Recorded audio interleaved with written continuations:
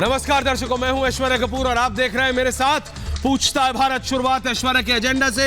ऐश्वर्या के एजेंडा में बात एक ऐसी चीज की जो ना अमीरी देखती है ना गरीबी, ना ये देखती है कि आप कितने ताकतवर हैं, कितने कमजोर। बात जीने की, बात जिंदा रहने की। जी हां, अब ऐसा समय आ गया है कि इस पर भी अपने नेताओं की ओर हमें देखना पड़ेगा कि क्या हम जी सकते हैं, या इसमें भी आप अपनी राजनीतिक छींटाकशी करते हुए दिखाई देंगे। समझ रहे हैं आप?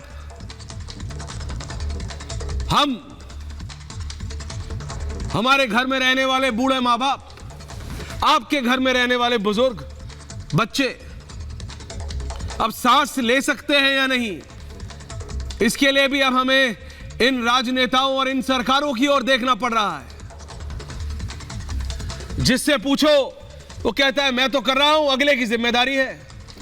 अगले से पूछो, बोला मैंने सब कर दिया, मेरे से अगले वाले की जिम्मेदारी है। किसकी जिम्मेदारी है? किसकी जिम्मेदारी है? अफसरशाही, स्कूल बंद कर दो, बच्चे बाहर नहीं जाने चाहिए। आप जरा सोचिए ये क्या समय आ रहा है। डिस्ट्रिक्ट मजिस्ट्रेट स्कूल बंद कर देते हैं, कोई भी बच्चों के लिए आउटडोर एक्टिविटी कम है, वो मजबूर है। क्या करें? क्या करें? जो कर सकते हैं वो कर देते हैं, जो कर सकते हैं वो कर देते हैं। लेकिन इज दिस इनफ? क्या ये काफी है? दिल्ली देश की राजधानी, एक तरफ हरियाणा पंजाब, एक तरफ उत्तर प्रदेश। दिल्ली के मुख्यमंत्री से चाहे पिछले साल या पिछले से पिछले साल पूछा गया, उन्होंने कहा जी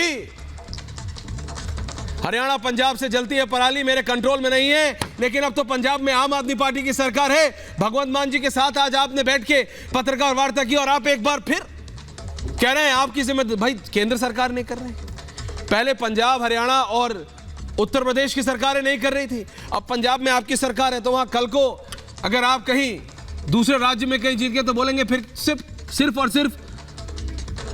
सिर्फ केंद्र सरकार की जिम्मेदारी है। जिम्मेदारी सबकी है, लेकिन एक बार जरा जनता के बारे में तो सोच लीजिए। हर चीज के लिए तो देख ही रहे थे अपने राजनेताओं की ओर। अब हमारे बच्चे, आम जनता के बच्चे खेले कूदे, ये भी अब राजनेता डिसाइड करेंगे। घर से बाहर जाए या ना जाए, ये भी राजनेता डिसाइड करेंगे, क्योंकि ऐसी सिचुएशन हो गई है।